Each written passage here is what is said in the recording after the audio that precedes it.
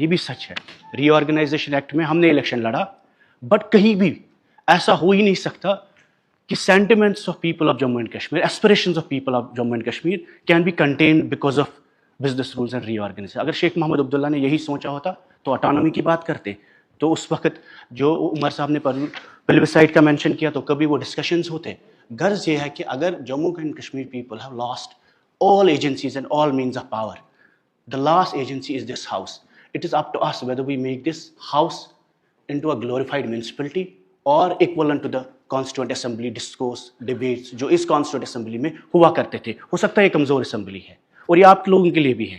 اگر national conference مجبوری میں ہو کے سرکار چلانے کے لیے, چیزیں ٹھیک کرنے کے لیے, بہت زیادہ ایشوز عمر صاحب اس پر خاموشی کرتے ہیں, لیکن اس خاموشی کی قیمت بہت مہنگی ہے جموں کشمیر کے عوام کے لیے, کیونکہ 5 سال بعد 10 سال بعد ہمیں لگے گا یہ نارملائز ہوا, جو ہم بار بار کہتے آ رہے ہیں. خدا نہ خواستہ آپ کی وجہ سے ایبروگیشن نہیں ہوئی, لیکن شیخ صاحب کو دینے کے لیے ہندوستان کو ایک ملک تھا.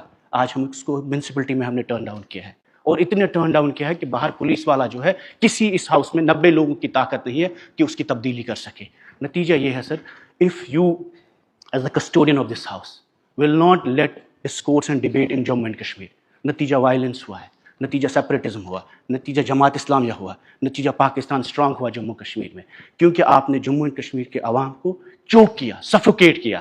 آج بھی مکان لوگوں کے اٹیچ ہو رہے ہیں, آج بھی نوجوان 5000 جیلوں میں ہیں, آج بھی اس وقت پاسپورٹ ویزا حج عمرہ جانے کے لیے ہمیں اجازت نہیں ہے. میں MLA ہوں, میرے خلاف 2 UAP کے کیس ہیں, 8 تاریخیں مجھے ہر مہینے میں لگتی ہے, اور آپ اندازہ نہیں لگ سکتے 50 ڈگری گرمی میں تہار کے جیلوں میں, جودھ پور کے جیلوں میں ہمارے نوجوان, ان کے ماں باپ رہتے ہیں, روتے رہتے ہیں, ان کے گھر میں وکیل کے دینے کے لیے پیسہ نہیں ہوتا, اور وہ لوگ آپ کے خلاف نہیں ہیں.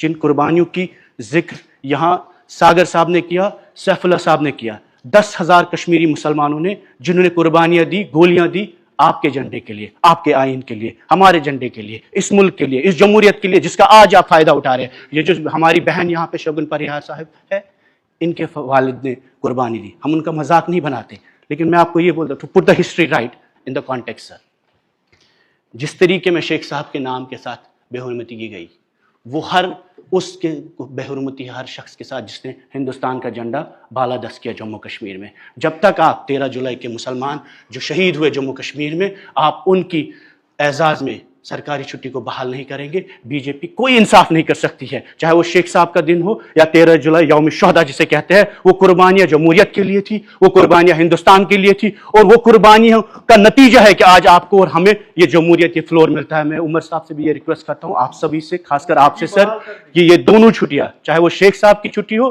یا 13 جولائی یوم شہادت جسے کہتے ہیں, both days should be restored, and this house should resolve it collectively irrespective of ideologies and parties. Even if it was your founder, we are with you, and the BJP also, انہیں بھی ہم appeal کرتے ہیں اور ہم دامن بہلا کے کہتے ہیں کہ 13 جولائی is the most precious day in the history of Jammu and Kashmir. It is not a communal day, it's a day for democracy, it's a day against the monarchy. اس وقت جو پورے شخصی راج پورے ملک میں ختم کیا گیا, وہ ان شہادتوں سے وہ ڈیموکریسی آئی, چاہے کہ وہ مسلمان تھے, وہ کشمیر کے مسلمان تھے, لیکن اس کا غرض یہ تھا کہ 13 جولائی کی وجہ سے political awakening Jammu and Kashmir میں ایک شخصی راج کے خلاف ہوئے. مہاراجہ جموں کا تھا, ڈوگرا تھا, ہندو تھا, لیکن اس کا غرض مقصد یہ تھا کہ جموں کے ہندو کو بھی جمہوریت ملے, اس سے بھی اتنی جمہوریت ملے جتنی پوری ملک میں تھی.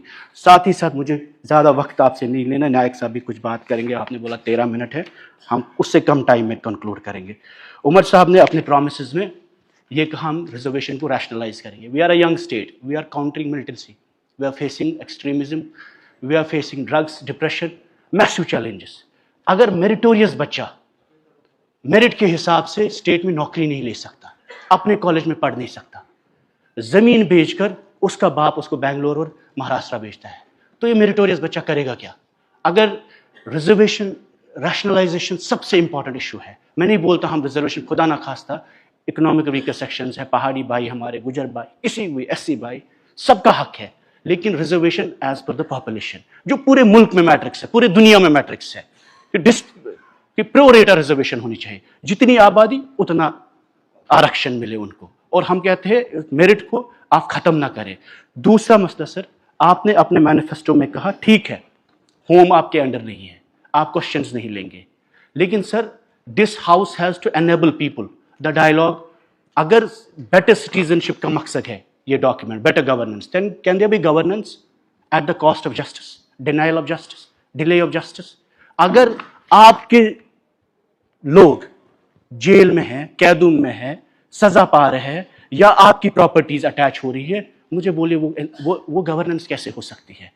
How can we talk about good governance when our people are suffering every day and the laws which are making them to suffer? کل ہمارے ہاتھ میں 370 کا ریزولوشن آپ نے کیا, ٹھیک ہے, ہمارے ہاؤس کے اختیار میں نہیں تھا, بٹ آپ نے کیا, اسٹیٹ ہوڈ پہ آپ نے ریزولوشن کیا, حکومت کے اختیار میں نہیں تھا, آپ نے کیا. اسی طریقے میں پولیٹیکل پرزنرز پہ ریزولوشن ہونا چاہیے. All prisoners should be brought back in Jammu and Kashmir sir. All prisoners, چاہے وہ جتنے ہیں, ہم نہیں بولتے آزاد کریے, آپ مت چھوڑیے ان کو, آپ بند رکھیے, لیکن اپنے جیلوں میں, اپنی زمین میں رکھیے. 50 ڈگری گرمی میں ہمارا نوجوان بند رہتا ہے, جو نفرت اس کو وہاں دلوں میں ہوتی ہے وہ 50 سال تک ختم نہیں ہوگی. اتنا ہی نہیں سر, جو لوگ پبلک سیفٹی ایکٹس میں آپ کے ہاتھ میں نہیں ہے, بٹ آنریبل چیف منسٹر, ان کی کیبنٹ, ان کی سرکار دلی جا سکتی ہے.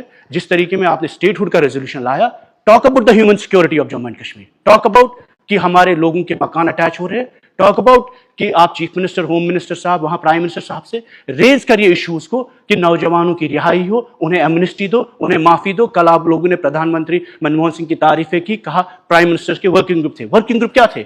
Working group was about the victims of violence. Working group was about the surrender policy. Working group of Prime Minister Manmohan Singh was about opening borders between this Kashmir and divided Kashmir. Working group was also about giving reconciliation a chance in Jammu and Kashmir. صرف یہ آتنکواد, terrorism, سیپریٹزم, UAPA لگا کے امن achieve کرنا. Kashmir is peaceful, but Kashmiris are peaceless. And the reason is because you're using gun, UAPA, jail to achieve the means of peace in Jammu and Kashmir. آپ طاقت کی بنیاد پر امن آپ نے اسٹیبلش کیا ہے جموں کشمیر میں, اور یہ اسپرنگ پر پاؤں رکھا ہے آپ نے. جس دن اسپرنگ پر پاؤں اٹھائے گے 2008, 2010, 2014, 2016 جیسی سچویشن برابر ہوں گے. اور یہ میں ڈرا نہیں رہا ہوں, میں اس لیے آپ کو بول رہا ہوں کیونکہ ہم بھی آپ جیسے لوگوں کی وجہ سے افیکٹ ہوتے, آپ کے فیصلوں سے افیکٹ ہوتے.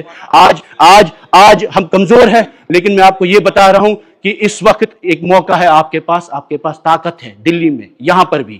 آپ اس حکومت کے ساتھ ساتھ, انہیں چلنے کے ساتھ ساتھ آپ انہیں وہ چیزیں بھی فراہم کریں تاکہ جموں کشمیر ایک میونسپلٹی آپ کے ہوتے ہوئے ایک country has been turned into a municipality. It is your duty to help all of us collectively that we don't end up becoming a glorified municipality. Thank you, sir.